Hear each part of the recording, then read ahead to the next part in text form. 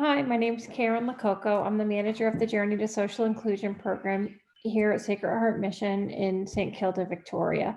Today, I wanted to share with you some of the results of our randomized control trial for the J2SI program, as well as some initial results from our phase 3 social impact bond and a vision for the to end chronic homelessness across Australia. Before I start, though, I'd like to acknowledge the traditional owners of the various lands on which we're meeting across Australia today and pay our respects to them, their elders, past, present, those emerging, and uphold their relationship to this land.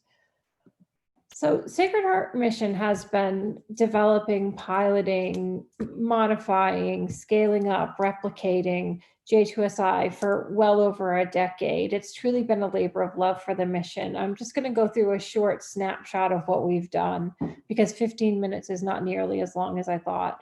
Obviously, before we got to the stage of piloting, we did consult with clients, with staff, with international literature, et cetera, before we got to build this pilot.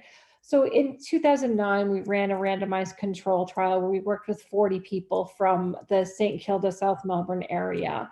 And there was also a control group that gave us proof of concept. We wanted to see if we could replicate it and we needed to be able to scale it up. So we ran a second randomized control trial with Dr. Paul Flatto from University of Western Australia doing the quantitative component and Dr. Monica Thilking from Swinburne University in charge of the qualitative component. We wanted to show that there was we wanted to understand the cohort, prove that there was proof of scalability and the service model and show some cost savings, and also to understand the risks of bringing something up to scale. Currently, we now are in the middle of it's the first social impact bond for homelessness in Victoria. And it's the first one across Australia that targets chronic homelessness. We now have 3 teams delivering the intervention to 180 people. We're also looking at licensing agreements with different states and territories and hope to build an evaluation and learning center. The end result and vision is really that J2SI as a model is available to service providers around Australia to deliver to clients who are experiencing chronic homelessness. So, what is J2SI? First of all, we work with people who've experienced long-term chronic homelessness and disadvantage. Really, what we want to do is we don't want to just kind of exit someone from homelessness. We want to be able to sustain that exit. So we want to break that cycle of chronic homelessness. We use a rapid housing approach, kind of based on housing first principles, meaning we try and house people within the first 6 months of working with them. And that means we're able to start working on other things really quickly. Once someone's stabilized, they can start thinking about kind of proactively taking care of their health, maybe addressing some alcohol or drug needs, looking at well-being and social outcomes. Our model is based on 5 key components: assertive case management and service coordination.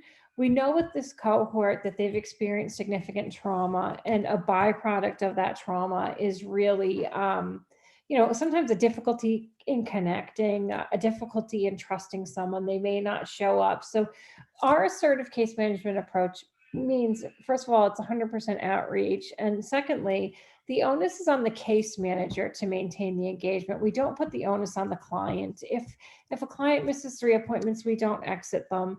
Once they're part of the program, they're part of the program for 3 years, and we'll continue to outreach to them. And sometimes people get tired of hearing from us. They'll say, "Leave me alone." And I've heard clients say, "Look, my case manager chased me, and I would swear at her, tell her to go to where, but when I needed her, she was there." So it does work. Again, I talked about rapid housing access, and then we take a sustaining tenancies approach, meaning we approach each tenancy as a partnership between the caseworker, the housing support provider, and the client. And this allows the client to build those skills to maintain that tenancy independently. And by the end of their time working with us, they're familiar with the housing provider, they're comfortable contacting them independently if they need to.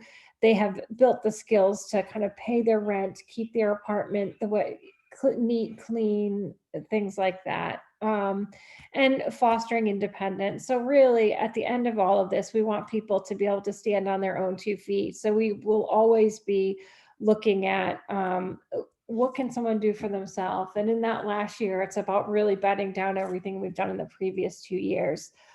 We have very small caseloads at J2SI, so it's one case manager has between 6 and 10 clients, and we work with everyone for 3 years. There's usually 60 clients in a cohort. We did make some modifications from the pilot. So we increased the caseload from 1 to 4 to 1 to 6. And that was for a number of reasons. One is that 4 people, and sometimes people may not have been busy enough. This is from the caseworker's kind of own report. Also, we introduced a staged approach to service delivery. So instead of working with like one client, one worker for 3 years, it's the first year the client really develops trust with that key worker. In the second year, we begin introducing more members of the team so that they get comfortable with other people, and that level of trust transitions out. And then in the third year, it's about making sure they're linked into the broader service system and they're able to access what they need independently. We also embedded a workforce participation worker into the team who will work with clients to develop pathways to paid employment, whether it's through school, volunteering, training, even some social inclusion activities. We had to build partnerships with new agencies for referrals, housing, and specialist support, because when we went into phase 2, we were trying to replicate it and scale it up, and we moved into a different area as well. So we weren't working only in the St. Kilda area, we were also working in the North Melbourne area. And we didn't have we had a reputation there, but not the reputation we have in St. Kilda. We didn't know everyone. We were kind of the new kids on the block. So we had to kind of go in and build these relationships, and they've been great relationships because they're still standing today. We still work with them for referrals in housing, specialist support. We also expanded our strategy to include community housing providers because we knew that there was not going to be enough public housing stock for the people that we work with to be housed relatively quickly. And in the end, it was kind of equally public housing and community housing that people were housed in. Again, so I'll say this slide is from Dr. Monica Thielking at Swinburne, and she did a qualitative study where over the 3 years, she met with 10 clients in each the control group and the group that received the intervention. And this is kind of what they kind of talked about that they needed in housing. And if you look at it, it's really what we're all looking for: privacy, safety, accessibility, space, having choice about who they live with, having a house that has adequate furnishings and amenities, that's close to what they need, that's safer, it doesn't expose them to drugs, public transport, by and large, just a permanent place to call their own. These reports are all available for download, and I do believe they've been provided. So I think that both Monica and Paul's reports are definitely kind of worth a read. I just wanted to share this one because I find it very powerful. As far as the quantitative outcomes that we got from this, so this is a kind of a, I just picked out some of the more interesting outcomes because 15 minutes isn't long. So 82.5% of J2SI participants were housed at the end of the program, and 64% maintain their housing for more than a year, and that's compared with 27% in the comparison group. 40.5% of participants felt safe in their home all the time. That's 3 times the number than at the start of the program. So that's pretty significant because we know with this cohort, safety is really important. Self-reported anxiety and depression reduced by about 30% for J2SI participants. And, one of the things I talked about is building new partnerships. We also built a significant AOD partnership with Star Health, where they were able to provide outreach AOD casework with people. So they would go out with our workers. And what we saw was a reduction in illicit substance use. And it's like a 20% reduction. So that's pretty big. So that shows that with this cohort, that's what's needed for AOD stuff. They might not, it'll take them a long time to get in somewhere to do an intake, but if you come to them and do it slowly, you've got a shot. This reduced the use of public services by the J2SI group by about $32,000. In comparison, the control group used about $66,000 worth of services. So it is a significant cost savings to government. I think for every dollar government invests in J2SI, $1.84 is returned. It takes about 6 years to pay off to pay off the investment. But thinking about the amount of money that we know it costs for someone who is experiencing long-term homelessness in the community in terms of accessing services, we know that that's quite high, between 0.5 and $9 million over their lifetime. And that's actually an old stat. I don't know what it is now. So it is quite a big savings. So what did we learn from phase 2?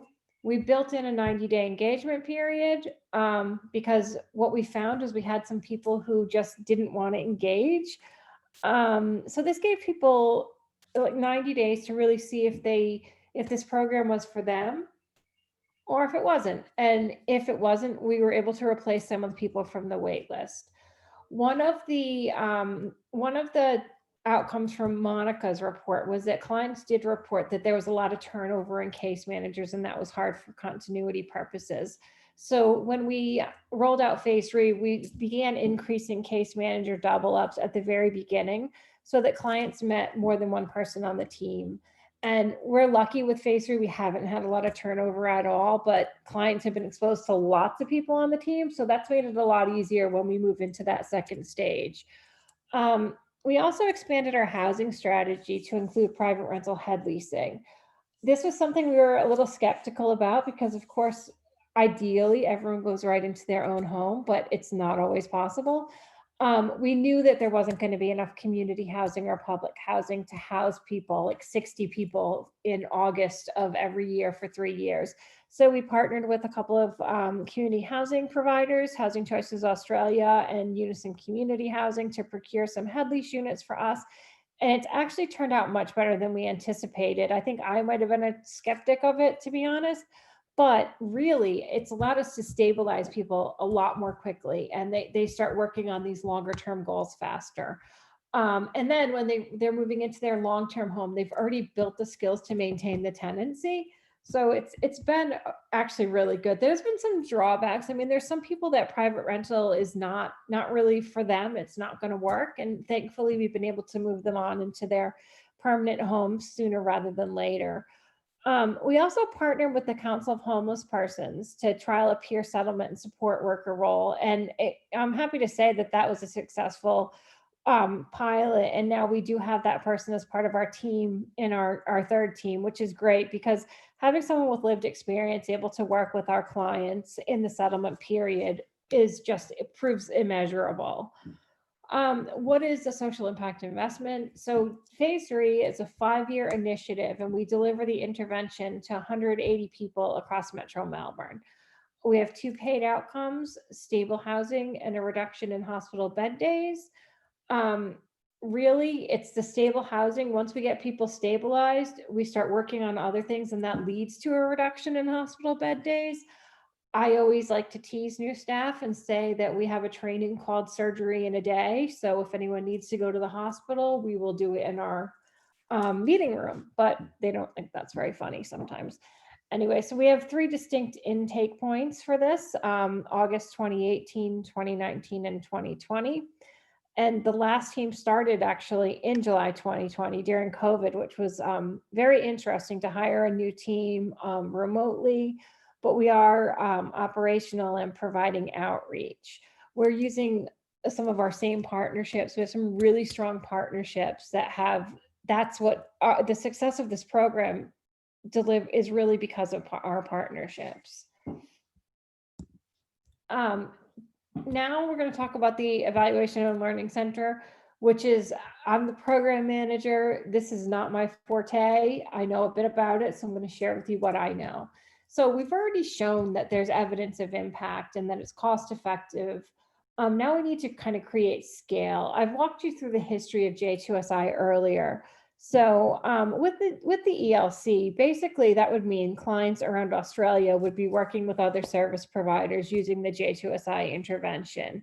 We'd be providing tools under, sorry, my slide just went. We'd be providing the tools under a licensing agreement, and there'd be some collective measurement and continuous improvement of the model.